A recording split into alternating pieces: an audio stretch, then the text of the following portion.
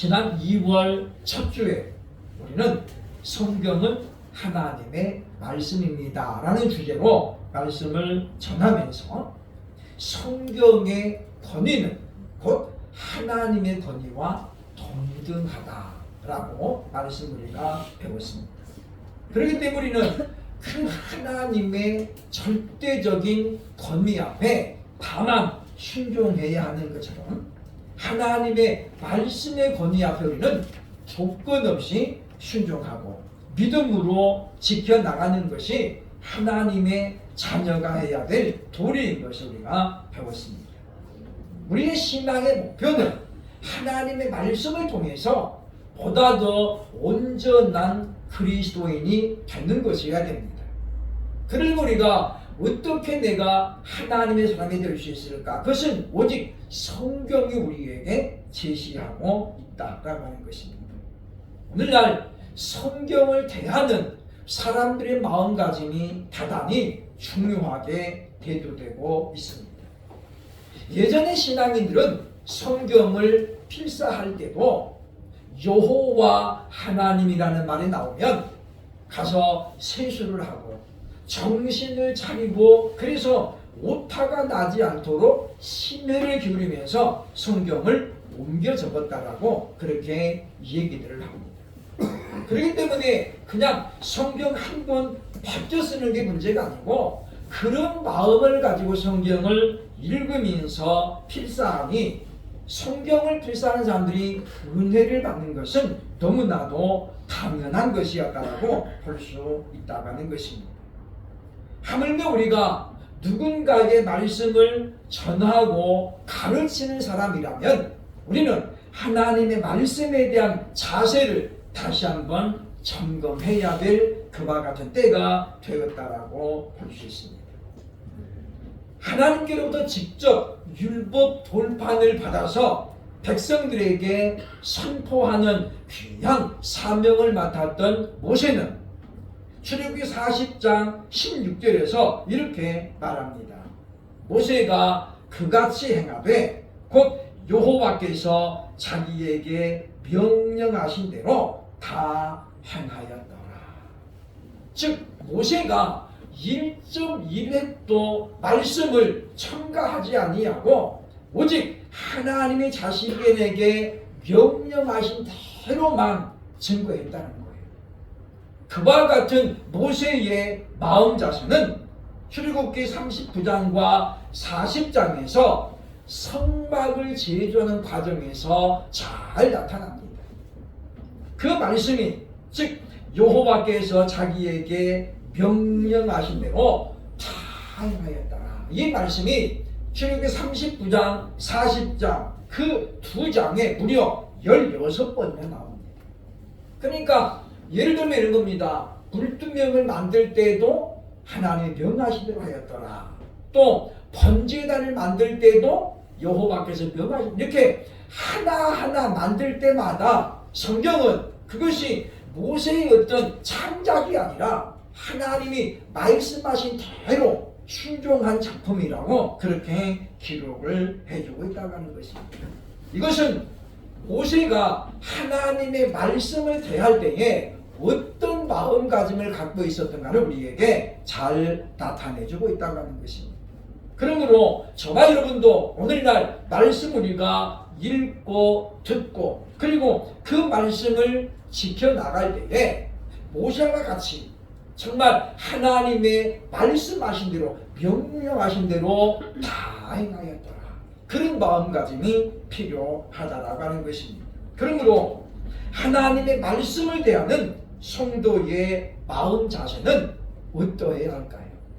첫째로 오늘 본문 18절 보면 기록한 말씀에 더하면 안 된다라는 그런 마음이 우리에게는 있어야 된다고 하는 것입니다. 본문 18절을 보면 내가 이 두루마리의 예언의 말씀을 듣는 모든 사람에게 증거하노니 대상이 누굽니까? 모든 사람. 특별한 예를 들면 주의 종이라든가 말씀 사역자만 해당되는 것이 아니고 모든 사람입니다. 증거하노니 만일 누구든지 이것들 외에 더하면 하나님이 이 두루마리에 기록된 재앙들을 그에게 더하실 것이요 라고 말씀하시면서 오늘 본문은 두 가지 사실을 대단히 강조해서 설명하고 있다고 하는 것입니다. 하나는 이 성령의 감동으로 기록된 말씀에 더하면 그에게는 반드시 징벌이 따른다는 거예요. 징벌. 그 내용이 무엇입니까? 이 두루마리에 기록된 재앙들을 그에게 더하실 것이다 라고 말씀하고 있다고 하는 것입니다. 얼마 전 우리가 계시록을 끝내면서 이 부분을 제가 상세히 다루었습니다만은 이 본문에 더하다라는 말, 지금 만일 누구든지 더하면 그런 말인데 원문에 지금 됐네요. 그죠? 에안티스 만일 누구든지 에피데 쌓아 놓으면 또는 위에 놓으면 그런 말이에요. 그러니까 더하단 말이 무슨 말이냐면 이 말씀, 이 기록된 말씀 여기다가 올려놓는 거예요. 쌓아놓는 거죠. 그런 내용입니다. 그리고 보면 에피 위에죠. 위에 아우타 알파가 하나 빠졌는데 아우타 그것들이에요. 그것들. 그러니까 만일 누구든지 그것들 위에 쌓아놓으면 이런 뜻인데 이 무슨 뜻이죠? 이 에피드라는 말은 무슨 뜻이냐면 이 더해 놓은 것을 원래 있던 말씀보다 더 귀하게 여기는 거예요. 그게 무슨 이야기냐면 내가 하나님 앞에 기도하던 중에 하나님 내게 알려주셨는데 성경에 없는 것이지만은 내가 직접 받은 것이기 때문에 기록된 말씀보다 더 중요하게 더 우선적으로 강조하는 것을 보면 더한다는 뜻이에요. 그러니까 이것은 다분히 의도적이고 고의적인 성격을 우리에게 말씀해주고 있다고 하는 것입니다. 그러니까 하나님의 말씀의 권위는 기록된 성경 66권에 있는 것이지 우리가 개별적으로 주관적으로 받은 것이 있는 것이 아닙니다. 늘 제가 이야기합니다마는 말씀은 객관적이고 은혜는 주관적이다 그랬죠. 그죠? 그러니까 은혜는 주관적이에요. 무슨 이야기냐면 사람마다 은혜를 받는 방편도 다르고 은혜가 오는 과정도 달라요. 그러니까 우리가 성령이 충만하다고 해서 모든 사람이 똑같은 모양으로 나타나는 게 아니라는 거예요. 그죠? 그러니까 우리가 말씀의 은혜를 받아도 어떤 사람은 레위기를 읽다가 은혜를 받는 사람도 있고 아주 드문 경우죠. 그죠? 어떤 사람은 요한복음을 읽다가 깨지는 사람도 있어요. 그러면 요한복음을 읽다가 은혜 받은 사람이 여러분 은혜 받으려면 요한복음 읽어야 됩니다. 성령 충만하려면 요한복음 이렇게 되면은 안 된다는 거예요. 왜냐? 그것은 주관적이라는 거예요. 자기에게만 하나님이 역사하신 것이지 모든 사람에게 똑같이 역사하는 게 아니에요. 왜냐? 성령은 일곱 영이신데 그 말은 무슨 말이에요? 성령의 역사는 크게 7가지의 방법으로 나타나는 거예요. 바람같이 역사하시는 성령님이 소나기같이 역사하시고 그 하나님이 성령님은 또 비둘기같이 역사하시고 기름같이 역사하시잖아요. 때로는 인치는 역사로 인도하시고 또는 어떻게 우리가 술 취한 사람처럼 그렇게 성령이 이게 뭐예요? 은혜를 주는 방편입니다. 그러니까 우리는 불같은 성령만 성령이라고 하면은 안 된다는 거예요. 그러니까 어떤 사람들은 성령의 은사가 여러 가지가 있는데 그 중에 하나만 강조해가지고 이거 못하면 가짜야 이렇게 하는 분들이 있는데 그건 대단히 잘못됐다라고 볼 수 있다고 하는 것입니다. 그리고 우리가 보면 이와 같이 기록되어진 66권의 하나님의 말씀 외에 우리가 그것과 동등하게 무엇인가를 더해가지고 이것이 하나님이 내게 알려주신 하나님의 비밀입니다 라고 성도들에게 말하는 것은 성도들을 미혹하는 것입니다. 마태복음 24장에 보면 주님께서 말씀하지요. 인자가 올 때에 이런 징조가 있으리니 그러면서 제일 먼저 한 게 뭐였어요? 미혹입니다. 이 미혹이란 단어가 마태복음 24장에 4번 나옵니다. 4번. 그러니까 너희는 미혹을 받지 않도록 주의하라. 예수님이 우리에게 말씀하잖아요. 그 미혹이 뭐예요? 미혹이 플라나오라는 말인데 이게 무슨 말입니까? 길이 아닌 곳으로 잘못 인도하는 거예요.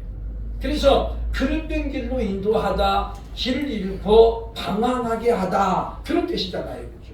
그러니까 성경에 가장 먼저 미혹을 당한 사람이 누구예요? 하와잖아. 하와가 사단의 뱀으로 나타나가지고 유혹하잖아요. 그죠? 이거 따먹어도 절대 안 주고, 하나님이 왜 따먹지 말라 그러면 네가 이 선악과를 따먹으면 하나님처럼 될까봐 따먹지 말라 그런 거야. 이렇게 진리가 아닌 것을 가지고 미혹하잖아요. 거기 하와가 어떻게 해요? 하나님과 같이 된다는 말에 이미 어떻게 해요? 정신을 잃어버린 거죠. 그래서 선악과를 따먹고 맙니다. 우리가 이와 같이 미혹의 영을 받으면 결국은 넘어지게 되어 있다는 것입니다. 그러므로 오늘 성경 말씀합니다. 요한계시록에 어떤 재앙이 나옵니까? 7 인재앙, 7 나팔재앙, 그리고 7 대접재앙이 나옵니다. 우리는 이 7 인재앙도 견딜 수가 없습니다. 그런데 이 모든 재앙들을 하나님은 어떻게 여기다가 더하신다는 거예요. 그러니까 우리가 당하는 인생의 어려움, 수고, 이것 위에다가 하나님은 똑같이 이 재앙들을 지금 어떻게 해요? 쌓아놓겠다는 거예요. 행한 대로 갚아주시겠다라고 말씀합니다. 그러므로 우리는 어디에 누군가가 좋은 가르침을 준다고 할지라도 우리는 하나님이 우리에게 주신 이 기록되어진 66권의 말씀으로 충분함을 기억하고 이 말씀대로만 행하는 저와 여러분 될 수 있기를 주의 이름으로 축원합니다. 둘째로 하나님의 말씀을 대하는 우리의 마음 자세는 어떠해야 됩니까? 본문 19절 보면 기록한 말씀에서 제하면 안 된다는 것입니다. 본문 19절 보겠습니다. 만일 누구든지 이 기록 두루마리의 예언의 말씀에서 제하여 버리면 하나님이 이 두루마리에 기록된 생명나무와 및 거룩한 성에 참여함을 제하여 버리시리라 라고 말씀하죠. 여기 지금 제하겠다라는 말 원문으로 보면 똑같이 되어 있습니다. 에안 티스 아펠레 그 말이죠.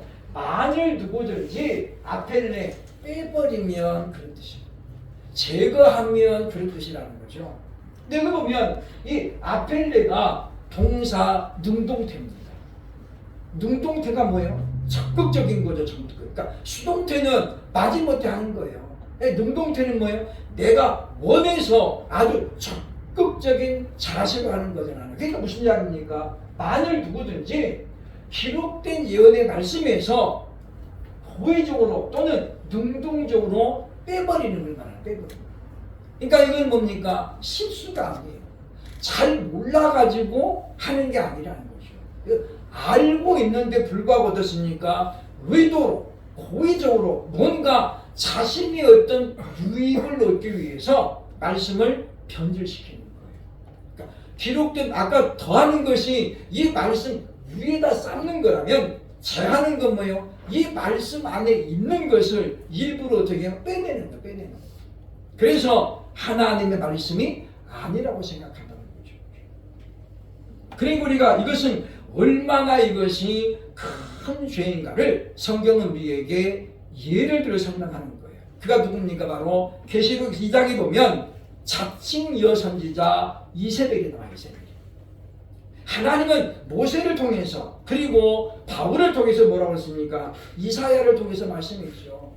누구든지 우상의 제물을 먹지 말라. 우리가 만약의 경우에 이 구절이 성경에 딱 한 번만 나온다고 하면 그건 우리가 연구해 봐야 돼요. 그런데 성경은 그런 말씀이 어떻습니까? 모세 오경에도 나오고 이사야의 말에도 나오고 계시록에도 나와요.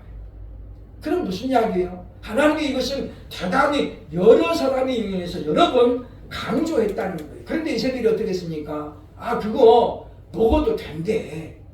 우상 이름을 먹어도 돼. 그 아무 상관없는 거야. 뭘로요? 믿음으로. 그래서 계시록에 뭐라고 그래? 주의 종들을 꼬여서 우상의 제물을 먹게 하였다라고. 그래서 예수님 뭐라고 그래요? 회개하지 아니하면 주님이 어떻게 해요? 엄벌에 처한다는 거죠. 그러니까 지금도 마찬가지입니다. 이세벨처럼 하나님의 말씀에 있는 것을 빼가지고 어떻게 해요? 그렇게 가르치는 자에게는 오늘 주님이 뭐라고 말합니까? 이 두루마리에 기록된 생명나무와 및 거룩한 성의 참여함을 제하여 버리시리라. 하나님께서도 빼버린다. 물론 이 말은 우리가 구원 받았음에도 불구하고 이런 죄를 지으면 빼낸다는 말은 아닙니다. 결국 이것은 무슨 이야기입니까? 결국은 이와 같이 하나님의 기록된 말씀에서 빼버리고 가르치는 사람은 처음부터 어땠다는 거예요? 하나님의 구원을 받지 못했다는 거예요. 다만 종교인으로, 직업이 종교인으로 그렇게 살아가는 사람들이 이렇게 얘기한다라고 볼 수 있다는 거예요. 그러니까 우리가 성령의 충만함을 받으면 우리는 절대로 하나님의 말씀 앞에 절대 우리가 어떻게 순종할 수밖에 없습니다. 왜냐하면 말씀을 더하거나 뺀다는 건 뭐냐면 겸손이 아니라 교만함이 돼요. 그래서 우리는 아버지의 성품을 따라 우리도 어떻게 해야 돼요? 겸손해야 돼요. 예수님 우리에게 말씀하죠. 너희는 예수 그리스도를 본받으라는 거죠. 그분은 어땠습니까? 하나님과 동등됨을 여기지 아니하시고 자기를 비해 어떻게 해요? 이 땅에 사람의 모양으로 오셨다는 거예요. 동물의 왕국을 보고 그리고 이제 또 보면 이 그런 관련 프로그램을 보면 그 동물과 빨리 친해지려면 방법이 하나 있습니다. 그 우리에 들어가서 같이 사는 거예요. 거기 보면 동물을 관리하는 사람들은 다 그런 생각을 갖고 있습니다. 그러니까 새로운 동물과 새로 친해지면 어떻게 거기서 같이 사는 거예요. 그러니까 원숭이가 말 들어왔는데 얘가 아주 성격이 포악하고 말을 안 들어요. 그러면 어떻게 해야 돼요? 그 우리 안에 들어가서 같이 살아. 그러면 얘가 어떻게 해요? 아, 얘는 이제 나하고 동일하구나. 그래서 이제 마음을 여는 거예요. 아, 얘는 두 발로 걷지만 나랑 비슷해. 동질감을 느낀다는 거죠. 그러니까 신이신 하나님이 우리를 구원하시려고 어떻게 했다는, 우리와 같은 모양으로 오셨다는 거예요. 그분이 누구예요? 예수 그리스도잖아요. 그러니까 그분은 우리와는 전혀 차원이 다른 분이잖아요. 어떻게 달라요? 그분은 창조주이시고 우리는 피조물이에요. 피조. 그분은 영원하시지만은 우리는 유한한 존재잖아요. 그럼에도 불구하고 예수님이 자기를 낮추시고 겸손하여서 나귀 새끼를 타고 오셨고 그리고 우리를 위해서 죽어주셨다고 하는 것입니다. 그러므로 우리는 말씀을 의도적으로 빼고 가르치거나 강조하는 그것은 뭡니까? 성령을 거슬리고 성령을 회방하는 죄가 되는 거예요. 성경은 말합니다. 모든 죄는 사함을 받지만은 성령을 회방하는 죄는 사함을 얻지 못하리라.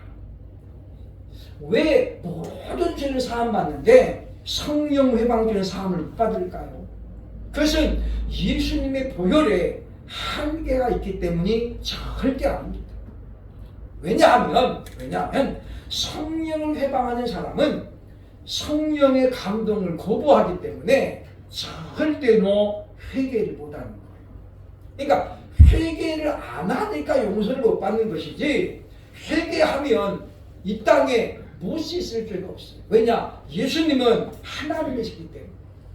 예수님은 죄가 없으시잖아요. 히브리서 기자가 기한 것처럼 그는 죄가 없으시니라 그랬잖아요. 그러니까 무죄하신 피이기 때문에 모든 죄를 씻을 수가 있어요. 그런데 회개하지 않는 죄는 씻을 수가 없는 거예요. 그렇잖아요. 그죠? 내가 뭘 잘못해? 난 잘못한 거 한 개도 없어요. 그러면 그 사람에게는 용서를 해줄 수가 없어요. 왜? 아니 죄가 없다는데 무슨 용서가 필요해요, 그죠? 이게 안 되는 거죠. 뭔가 하나님 저는 죄인입니다. 그럴 때 우리가 사죄가 필요합니다. 성령을 회방하는 사람은 아까 얘기했지만 의도적으로 말씀을 빼버리는 사람은 알고도 그러기 때문에 그것을 죄로 인식을 못하는 거예요. 그래서 회개하지 않습니다. 그러므로 우리는 하나님 말씀을 어떤 내 목적을 위해서 제거해서는 안 된다는 것이죠. 디모데후서 2장 18절에 바울은 그런 말씀을 합니다. 당시 상황을 설명하면서 진리에 관하여는 그들이 그릇되었도다. 부활이 이미 지나갔다 하므로 어떤 사람들이 믿음을 무너뜨리느니라. 사도 바울 시대에도 이미 이와 같이 말씀을 제한하는 사람들이 있었다는 거예요. 그러니까 어떤 사람들이 부활은 이미 지나간 거야. 그거는 없는 거야. 이렇게 거짓으로 성경에 있는 말씀을 빼버리고 가르쳤다는 거예요. 그래서 예수님께서는 사두개인들을 예수님이 미워했어요. 그들은 부활이 없다고 그래요. 그러니까 아직 부활이 예수님이 이루는 사건이 아니지만은 그래서 예수님은 사두개인들의 가르침을 잘못됐다라고 말씀하셨다라고 하는 것입니다. 그러므로 우리는 이제 우리가 모르면 모른다고 하고 아는 것만큼만 전하고 지키는 그런 우리들이 되어야 할 것입니다. 세 번째, 말씀을 대한 우리의 자세는 과연 어떠해야 할까요? 본문 22절로 15절에 보면 거짓말을 해서는 안 된다고 말씀합니다.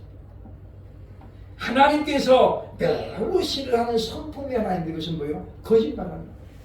왜냐하면 우리 하나님은 정직이시잖아요. 정직.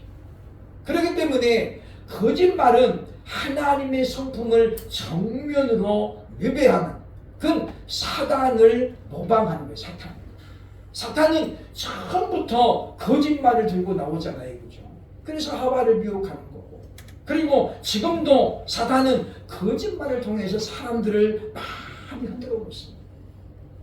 그러니까 지난번에 이제 말씀을 드렸습니다마는 성령으로 충만해서 말씀을 한다고 하면서 맞는 것도 있고 틀리는 것도 있는 그것은 성령의 은사가 아니다라는 거예요.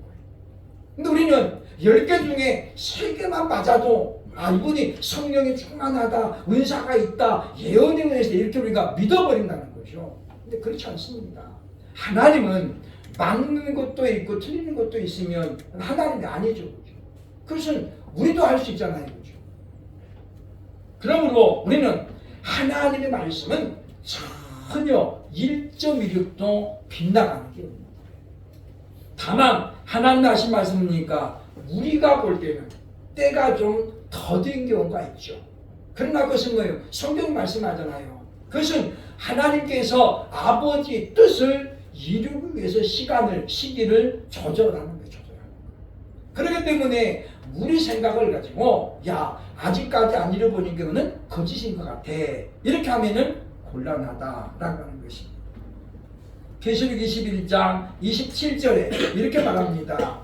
무엇이든지 속된 것이나 가증한 일 또는 거짓말하는 자는 결코 그리로 들어가지 못하되. 어디로 못 들어간다는 거예요? 하나님 나라에 못 들어간다고. 그리고 22장 15절 끝부분에 말씀하죠. 그죠?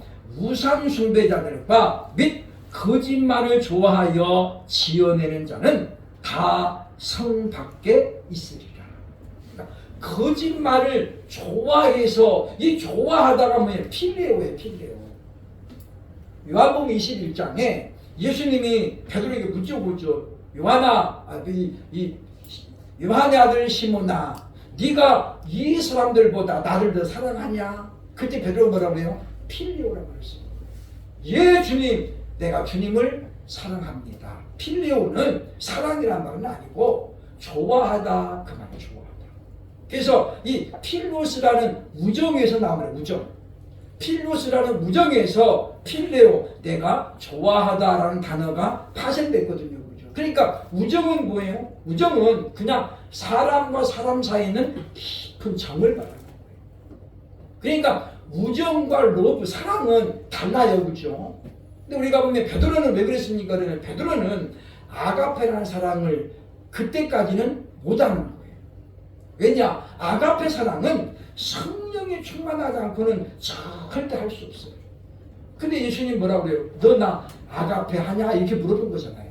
그러니까 베드로는 뭐예요? 자기는 아가페를 못하니까 필요합니다 라고 이야기하는 거죠. 그러니까 예수님이 또 물어보는 거예요. 너 나 사랑하냐? 아가페 하냐? 베드로는 또 이야기하죠. 필요합니다.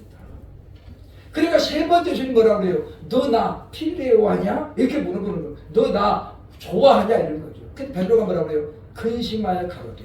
다시 이야기하죠. 내가 주를 필요합니다. 나는 주님을 좋아한다는 거예요. 사람과 사람으로, 남자와 남자로 하나님의 아들이신 주님을 나는 되게 좋아하는 거예요. 그러니까 우리가 그 용어가 달랐다는 거예요. 우리는 그러기 때문에 우리가 어떻습니까? 보면 우리가 성령으로 말미암지 않고 우리는 아가페 사랑을 못하는 거예요. 왜냐? 우리는 이기심이 다 있습니다. 우리가 보면 뭐 내로남불 그 특별한 사람만 하는 게 아니라 우리 본능 속에 그게 다 있어요. 저도 운전을 하지만 운전할 때 그런 마음이 많이 들잖아요. 누가 교통법규 쟤 나쁜 놈. 그러면서 어떻게 저도 모르고 너 때문에 저도 하고 있어요. 그죠? 이 나쁜 놈. 근데 어떻게 자기가 할 때는 그런 생각을 안 하잖아요. 그죠? 이게 우리 인간. 왜? 우리는 죄성이 강하기 때문에. 그래서 자기가 하는 건 로맨스가 되고 남이 하면 불륜이 되는 거예요. 이거는 특별한 사람만 그런 게 아닙니다. 우리는 전부 다 그런 본능을 갖고 있을 뿐이에요. 그러나 성령이 내게 임하시면 그런 잘못된 본능들이 성령의 지배하를 받아서 어떻게 밑으로 수그러드는 거예요. 우리가 물을 더러운 물도 떠놓고 하룻밤 자면 어떻게 해요? 위에 있는 물은 깨끗하고 맑은 물이 밑에는 어떻게 다 가라앉아 있어요. 그거 다시 내가 한번 흔들어보면 어떻게 해요? 도로 다 올라오잖아요. 똑같은 거예요. 우리가 성령을 받으면 그런 잘못된 것 다 제거되는 게 아니에요. 다 그냥 깔아앉는 거예요. 깔아앉는 거. 없어지는 게 아니에요. 우리는 생각하죠. 그죠? 내가 예수를 잘 믿으면 하루아침에 성자가 되는 걸 생각하는 거예요. 마치 예수님처럼 될 줄 생각. 그게 아니라는 거죠. 그래서 바울은 말합니까? 너희가 항상 성령으로 충만하라. 성령 충만하지 않으면 우리는 안 된다는 것입니다. 열왕기상 22장에 보면 유다 왕 여호사밧과 이스라엘 왕 아합이 연합을 해가지고 아람 왕과 전쟁을 하게 됩니다. 그런데 여호사밧이 묻죠. 혹시 하나님께 기도해봤냐? 그랬더니 이 아합 주변에 무려 400명의 선지자가 다 있는 거예요. 아합이 기도 제목을 주는 그들이 기도해가지고 뭐라고 그래요? 이 전쟁에 나가서 승리를 거두소서. 하나님이 그들을 왕의 손에게 붙였습니다 라고 말하는데 여호사밧이 뭔가 미심쩍은 거예요. 그래서 묻죠. 혹시 이곳에 하나님께 물을 만한 다른 선지자가 없습니까? 그랬더니 왕이 그래요. 그죠? 미가야가 있는데 그 사람은 항상 나한테 기분 나쁜 생각만 한다는 거예요. 그래서 내가 저를 싫어하나이다. 여호사밧이 그를 부르시오. 그래가지고 미가야에게 물어보는 거예요. 근데 미가야 같은 경우 400명은 이번 전쟁에 나가면 이깁니다. 근데 미가야 혼자만 뭐라고 그래요? 이번에 전쟁에 가면 왕은 죽습니다. 그리고 이 병사들은 목자 일을 남같이 참 못해질 것입니다. 그렇게 말하는 거예요. 그리고 우리 민주주의는 뭐예요? 다수결의 원칙이죠. 아합이 400명의 말을 듣고 미가야 한 명은 가둡니다. 그리고 뭐라고 해요? 보세요. 저 사람은 맨날 이렇게 어긋장만 놓는다고. 그러면서 가둬버리죠. 결국은 400명의 말을 믿고 전쟁에 나간 아합은 그때 전사하고 맙니다. 여호사밧만 구사의 일생으로 살아 돌아오죠. 그러면 그 400명은 도대체 왜 그렇게 거짓으로 예언했을까요? 22장에 그런 말이 나옵니다. 하나님 앞에 회의가 있는데 그 아람 왕 전쟁을 놓고 회의가 벌어져요. 근데 그 중에 사단이 뭐라고 해요? 내가 거짓말하는 영이 되어 저 400명 입술에 있겠습니다. 그죠? 하나님 뭐라고 해요? 가라. 그래 하나님 허락합니다. 그러니까 거짓말하는 영이 이 400명 입술에 다 들어가 있는 거예요. 그래 어떻게 해요? 거짓을 해야 돼요. 마찬가지입니다. 우리가 이와 같이 거짓말하는 영을 받으면 우리는 하나님 말씀을 들으면서도 자꾸 어떻게 해요? 왜곡할 수 있고 변질시키는 거예요. 왜냐? 이미 거짓되었기 때문이다라고 하는 것입니다. 그러므로 시편 101편 7절에 보면 말씀하죠. 거짓을 행하는 자는 내 집안에 거하지 못하며 거짓말하는 자는 내 목전에 서지 못합니다. 뿐만 아닙니다. 잠언 30장 6절에서 말씀하죠. 너는 그의 말씀에 더하지 말라. 그가 너를 책망하시겠고 너는 거짓말하는 자가 될까 두려워하라. 성경은 거짓말하는 자가 잘 될 것이라고 단 한 곳에도 말씀하지 않습니다. 그럼에도 불구하고 우리는 어떻게 해요? 자꾸 그런 거짓말에 이끌리기도 하고 내 자신이 거짓말장애가 되고 있다는 거예요. 그러므로 사랑하는 여러분, 많이 아는 것이 꼭 좋은 것은 아닙니다. 아는 것이 병이 되가고 있죠. 차라리 모르는 게 나아요. 모르면 그냥 망신은 안 당하죠. 거짓말쟁이는 안 되잖아요. 근데 우리가 잘 모르면서 그냥 하다 보면 그것이 거짓말도 될 수 있다라고 하는 것입니다. 그러므로 우리는 이제 기록된 말씀, 성경은 하나님이 우리에게 주신 선물 중에 정말 귀한 선물입니다. 우리가 이것을 잘 간수하고 읽고 들어서 정말 우리는 이제 기록된 말씀대로만 순종하고 이 말씀대로 우리가 지켜나가면서 성경이 약속하고 있는 그 많은 복을 누리면서 살아가는, 그래서 우리가 하나님 말씀을 대하는 성도의 자세로 말씀을 더하지 않고 빼지 않고 거짓말하지 않는 그런 성품을 가지고 하나님 말씀 앞에 나아가는 저와 여러분 될 수 있기를 주의 이름으로 축복합니다. 기도하겠습니다.